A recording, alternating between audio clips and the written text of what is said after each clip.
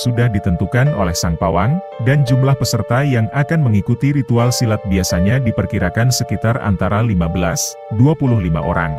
Ritual ditata sedemikian rupa dengan berbagai sesajenan dan membakar kemenyan atau dupa.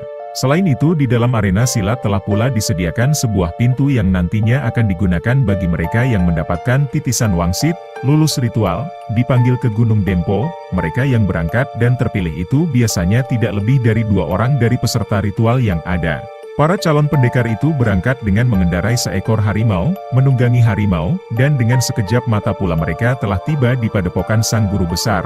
Dalam bahasa Cina sering disebut suhu, yang berdiam, bersemedi, di puncak Gunung Dempo tersebut. Ritual seperti ini umumnya berlaku di wilayah Kabupaten Bengkulu Utara, Mukomuko, Seluma, Bengkulu Selatan, Kaur dan Krui, untuk lulus menjadi seorang sakti mandraguna. Mereka yang lulus dan diakui sebagai murid dari perguruan ini, setelah pulang dari Gunung Dempo, biasanya membawa oleh-oleh kayu panjang umur dan berbagai ranting kayu lainnya. Oleh-oleh ini sebagai bukti bahwa murid yang bersangkutan benar-benar telah sampai menemui sang suhu di puncak gunung tersebut. Berbeda halnya dengan ritual yang dilakukan di daerah Kabupaten Pagar Alam, salah satu daerah yang berada di kaki Gunung Dempo, untuk menjadi murid dari perguruan silat harimau, silat ulu, tidaklah begitu sulit. Seseorang cukup mengikuti ritual yang diiringi berbagai tetabuhan gendang. Suara gendang akan semakin kencang, keras, terdengar bila ada di antara peserta ritual silat yang diketahui berangkat, dipanggil, ke Gunung Dempo oleh sang guru besar. Suara tetabuhan ini konon tidak boleh berhenti dan harus semakin kencang, karena dikhawatirkan sang murid yang berangkat tidak tahu arah pulang kembali ke arena silat. Sementara murid-murid lainnya yang belum terpilih semakin giat berlatih seakan-akan kesurupan, kesetanan. Menurut penuturan mereka, ilmu silat harimau sangat ampuh, jika dibandingkan dengan ilmu silat-silat lainnya.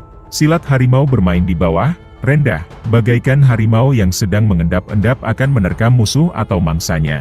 Selain itu keunikan silat ulu ini adalah dapat menggunakan setiap ruas tubuh, badan manusia, untuk dijadikan, sebagai senjata yang dapat mematikan, ampuh. Itulah rahasia ilmu silat harimau, ungkap para murid. Kesaktian-kesaktian apa saja yang dimiliki mereka. Peserta pelatihan silat terbagi dalam 2 kelompok, pertama mereka yang hanya mendapatkan pelajaran ilmu silat harimau, dan kedua mereka yang mendapatkan ilmu silat harimau dan sekaligus dapat menyembuhkan berbagai penyakit, dukun sakti mandraguna.